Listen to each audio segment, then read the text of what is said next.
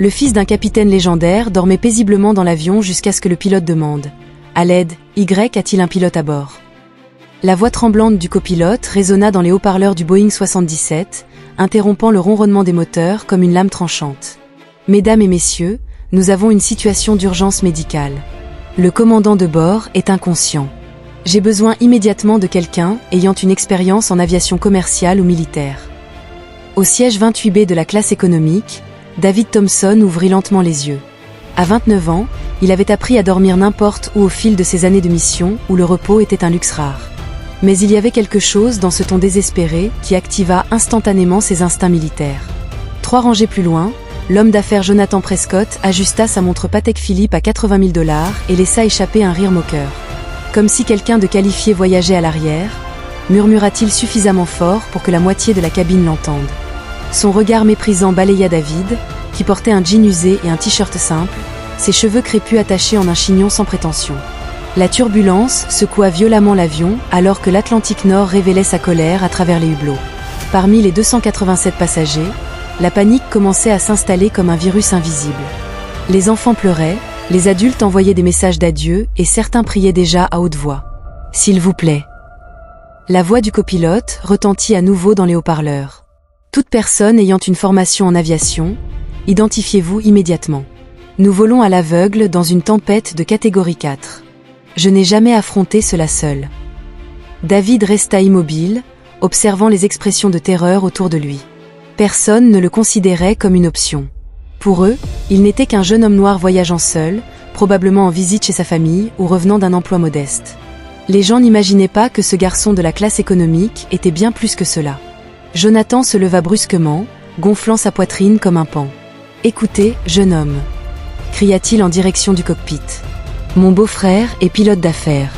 J'ai volé avec lui des dizaines de fois dans des jets privés. Je peux vous aider. » Une hôtesse de l'air s'approcha, le visage pâle. « Monsieur, nous avons besoin de quelqu'un ayant une expérience militaire spécifique. Une formation civile n'est pas suffisante dans ces circonstances. Vous doutez de moi ?» Jonathan gonfla encore plus sa poitrine, son arrogance intacte face au chaos. « J'ai payé 18 000 $ pour ces sièges en première classe. J'ai plus d'expérience que quiconque dans cet avion. » C'est alors que David se leva silencieusement. Ses mouvements étaient fluides et précis, complètement différents de l'agitation désespérée des autres passagers. Alors qu'il marchait dans le couloir vers la cabine, certains l'observaient avec curiosité, d'autres avec un scepticisme évident. « Excusez-moi », dit-il à l'hôtesse de l'air, sa voix calme contrastant avec le tumulte ambiant. « Lieutenant David Thompson, armée de l'air, 6 heures de vol sur F-35 Lightning II, spécialiste de la navigation dans des conditions extrêmes. » Le silence qui suivit fut assourdissant.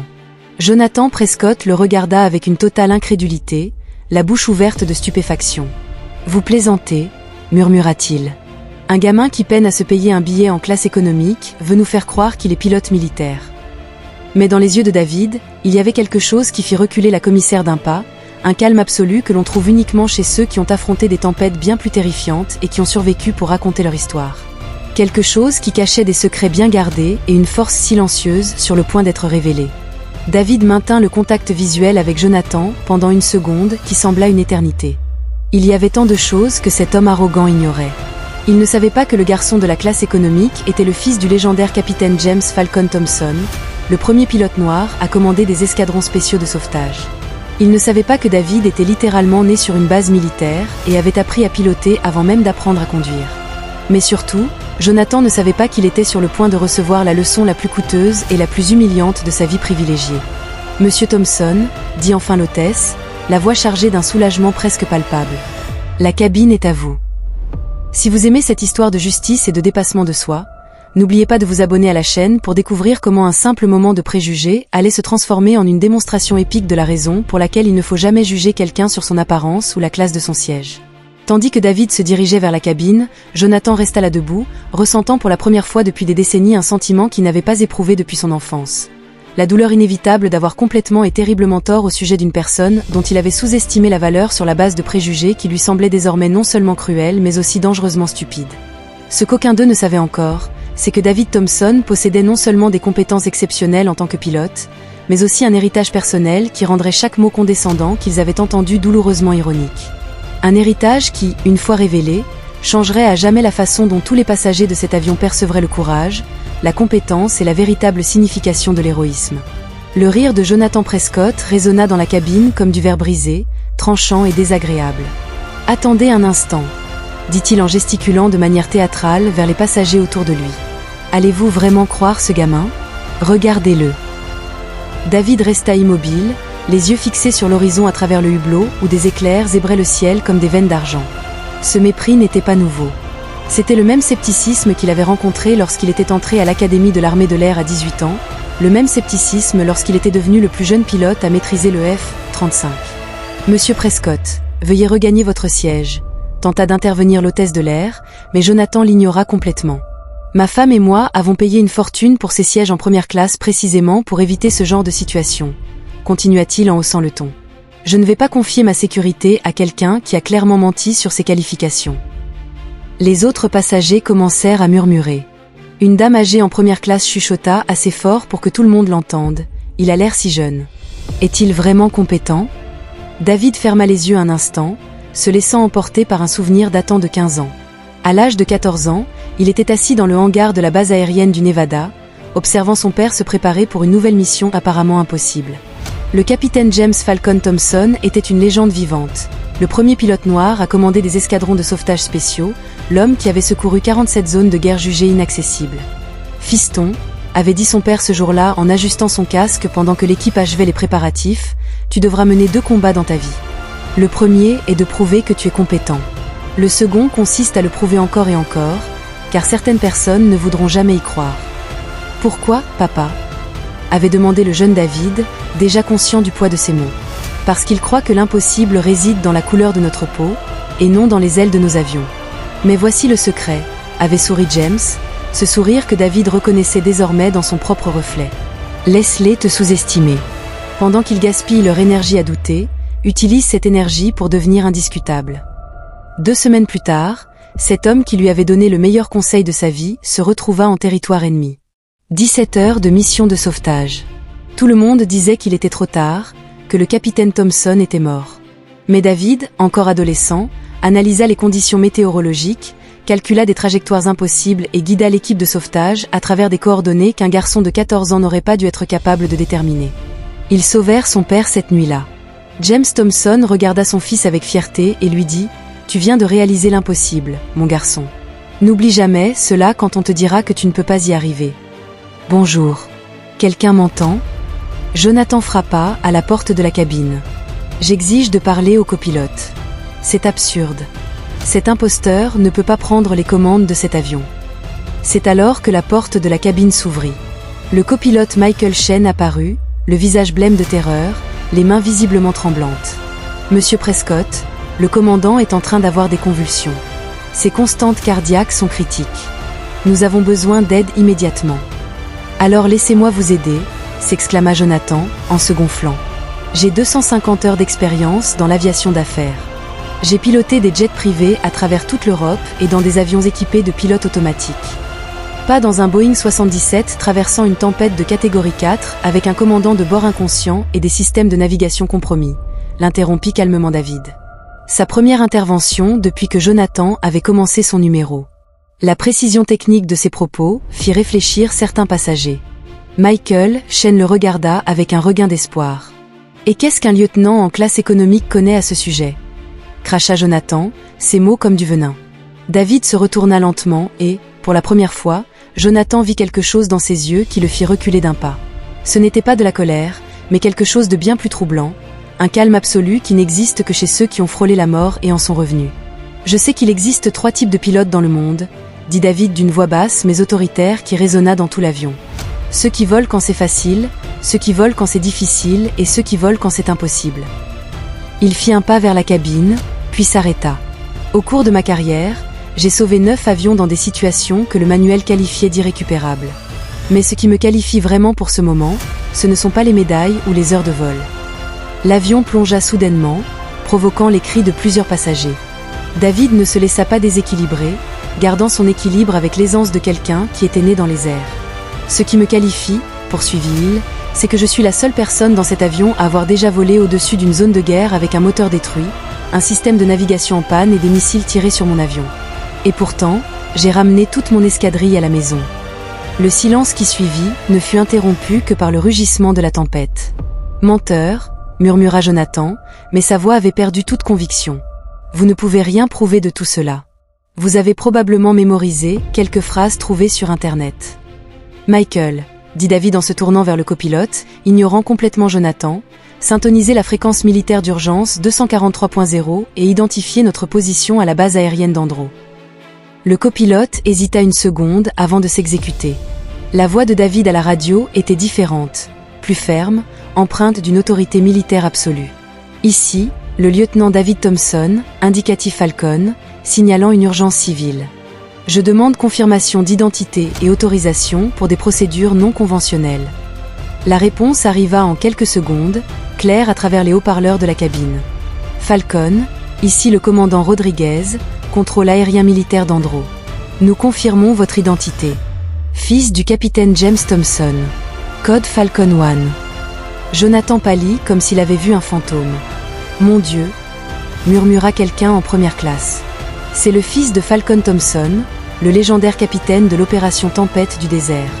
Falcon, continuez sur la voie militaire. Toute la base est mobilisée. Que faites-vous dans un vol commercial ? Votre père a appelé il y a 20 minutes, désespéré, pour savoir si nous avions des nouvelles de vous. Pour la première fois, David sourit. Un petit sourire presque triste. Son père savait toujours quand quelque chose n'allait pas, même à des milliers de kilomètres. C'est une longue histoire, commandant. Pour l'instant, nous sommes dans une situation critique. Le commandant civil est hors d'état de fonctionner. Nous volons à travers un système de tempête imprévu. J'ai besoin d'une autorisation pour effectuer des manœuvres de combat dans un avion civil. Autorisation accordée, Falcon 2. Vous avez la priorité absolue dans tout l'espace aérien de la côte. Tous les aéroports ont été prévenus. Des équipes médicales sont en route vers l'aéroport le plus proche. David regarda Jonathan, qui était désormais blême. Commandant Rodriguez, continua David, je vous demande de localiser le capitaine James Thompson et de l'informer que son fils va bien, et que... Il marqua une pause, un sourire triste se dessinant légèrement sur ses lèvres, que j'ai enfin compris la leçon qu'il a essayé de m'enseigner depuis mon enfance. Compris ? Falcon 2. Son père sera fier de lui. Bonne chance là-haut. Le silence dans la cabine était assourdissant. Tous les regards étaient fixés sur David. Certains avec une admiration grandissante, d'autres avec une profonde inquiétude. Docteur Patricia Le, dit une voix féminine depuis la première classe. Une femme asiatique d'une 50aine d'années se leva. Je suis neurochirurgienne en chef à l'hôpital John Hopkins. J'ai travaillé pendant 5 ans dans des hôpitaux militaires où je soignais des pilotes blessés. Je peux aider le commandant. David acquiesça respectueusement. Ce serait un honneur de vous avoir parmi nous, docteur. Jonathan observa cet échange, réalisant enfin l'ampleur de son erreur. Ce n'était pas simplement un pilote qualifié qu'il avait tenté de discréditer. C'était le fils d'une légende militaire, quelqu'un qui était littéralement né parmi les avions de chasse et avait appris à piloter avant même d'apprendre à conduire. Monsieur Prescott. David se tourna vers lui une dernière fois avant d'entrer dans la cabine. Sa voix était calme, mais quelque chose dans son ton donna à Jonathan l'impression que le sol se dérobait sous ses pieds.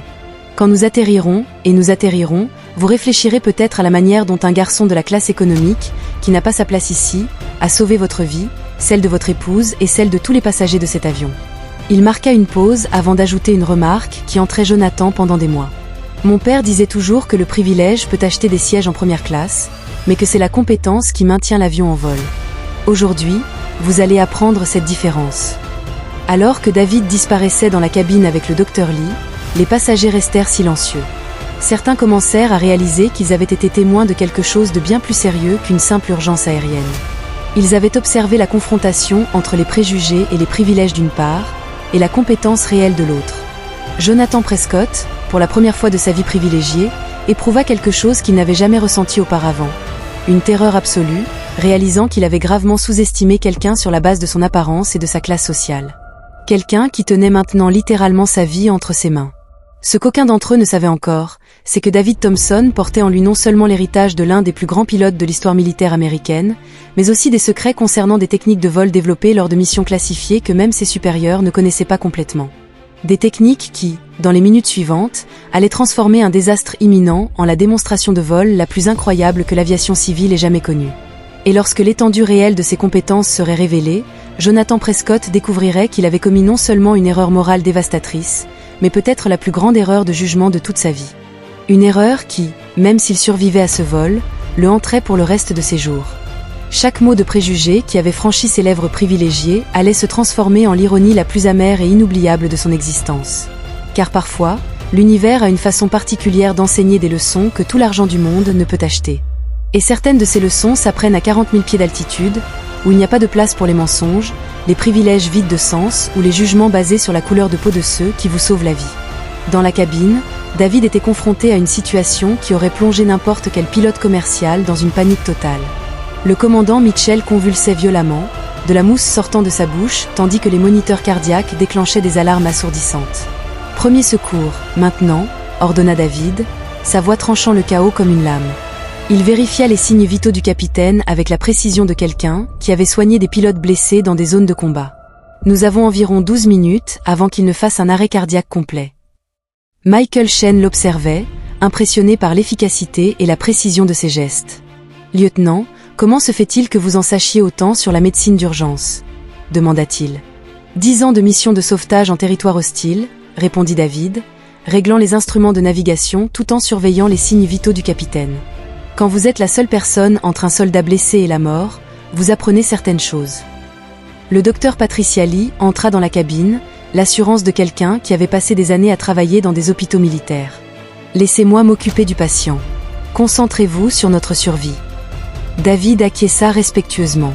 Deux esprits formés aux situations extrêmes se reconnaissaient instantanément. Pendant ce temps, dans la cabine, Jonathan avait réussi à convaincre la moitié des passagers de première classe qu'ils étaient tous condamnés à cause d'un imposteur aux commandes. « Vous avez vu comment il était habillé ?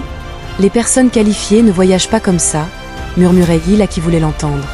Sa femme Victoria finit par le confronter. « Richard, arrête ça.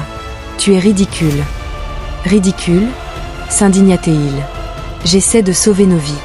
Je ne vais pas laisser notre sécurité entre les mains de quelqu'un qui clairement... » La voix de David l'interrompit dans l'interphone, prenant le contrôle total de la situation. « Mesdames et messieurs, ici le lieutenant Thompson. Je prends le contrôle de cet avion jusqu'à notre destination. Veuillez rester calme et suivre toutes les instructions de l'équipage. » L'autorité dans sa voix était indéniable. Ce n'était pas le ton de quelqu'un qui essayait de convaincre, mais celui d'une personne habituée à être obéie sans discussion. Dans le cockpit, David avait transformé Michael, qui était paralysé par la peur, en un assistant efficace. « Michael, j'ai besoin que vous surveilliez nos systèmes de carburant et de pressurisation. Je vais nous sortir de cette tempête, mais j'ai besoin d'informations précises toutes les 30 secondes. »« Oui, monsieur, » répondit Michael, retrouvant sa confiance pour la première fois depuis le début de l'urgence.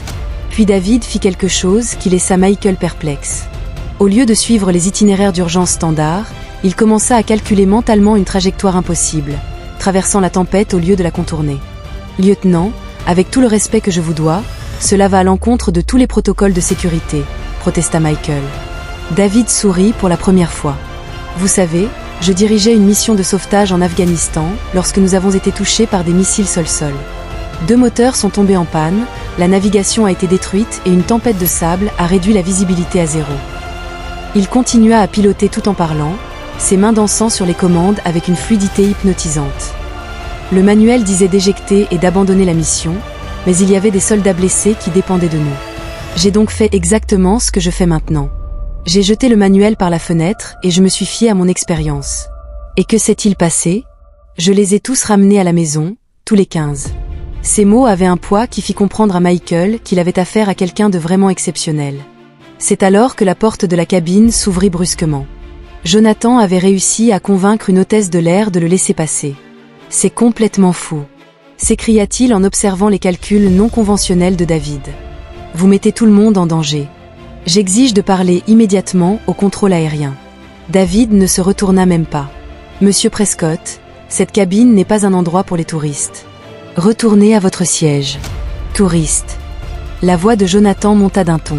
« J'ai pris plus de jets privés qu'eux. » Le commandant Rodriguez appela David par radio. « Je demande la localisation du capitaine James Thompson et assurez-vous de lui faire savoir que son fils a enfin compris la leçon qu'il a essayé de lui enseigner depuis son enfance.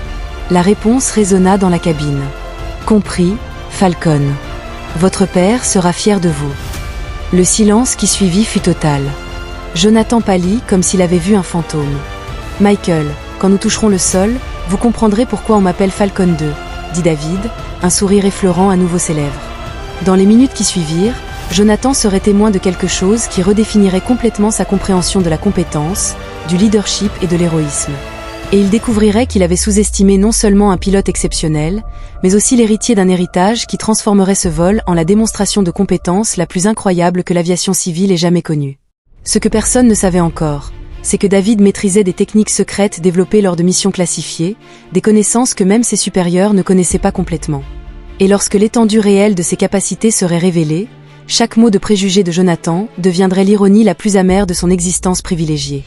Commandant Rodriguez, la voix de David résonna dans la radio avec une autorité absolue. Je demande l'autorisation d'effectuer la manœuvre Phoenix sur un avion civil.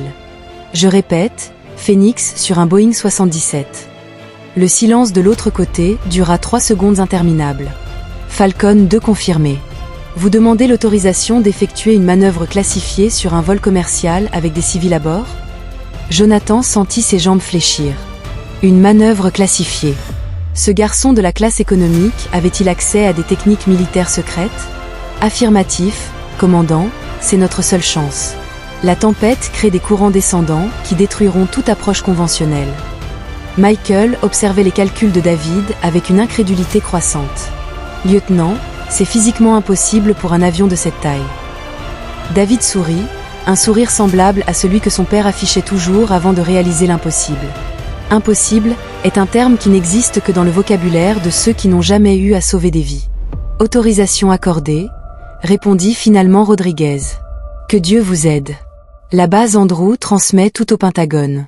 Le général et votre père suivent la situation en temps réel. Pour la première fois depuis qu'il avait pris les commandes, David ressentit une émotion traverser son calme professionnel. Son père était là. Le légendaire capitaine James Thompson allait voir son fils exécuter la manœuvre qu'il avait lui-même conçue pendant l'opération Tempête du désert. « Jonathan », appela le docteur Lee depuis le fond de la cabine, « je te conseille de sortir maintenant ou de te tenir à quelque chose de très solide. » Mais Jonathan était paralysé, observant David transformer un Boeing 77 en quelque chose qui défiait toutes les lois de la physique aéronautique. Ses mains dansaient sur les commandes avec une précision chirurgicale, chaque mouvement étant efficace et parfait. Manœuvre Phoenix débutant dans 30 secondes, annonça David par l'interphone. Équipage, préparez-vous à des forces inhabituelles. Passagers, restez assis avec vos ceintures attachées. Dans la cabine passager, Victoria Prescott regarda son mari devenir blême.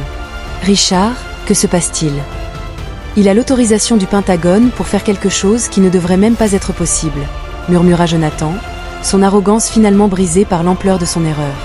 L'avion entama une descente en spirale contrôlée qui fit crier tous les passagers. Mais ce n'était pas une chute, c'était une danse précise à travers les courants d'air que David visualisait en 3 dimensions, comme s'il pouvait voir l'invisible. « Mon Dieu !» murmura Michael en scrutant les instruments. « Vous utilisez les courants descendants de la tempête comme propulsion. C'est brillant. » Une technique développée par mon père en 1991, répondit calmement David, effectuant des ajustements millimétriques. Il a sauvé 23 soldats à Bagdad en faisant exactement cela. Cela n'a jamais été officiellement documenté, car le Pentagone a jugé cela trop secret. Jonathan sentit le monde se dérober sous ses pieds. Ce n'était pas seulement un pilote compétent qu'il avait sous-estimé.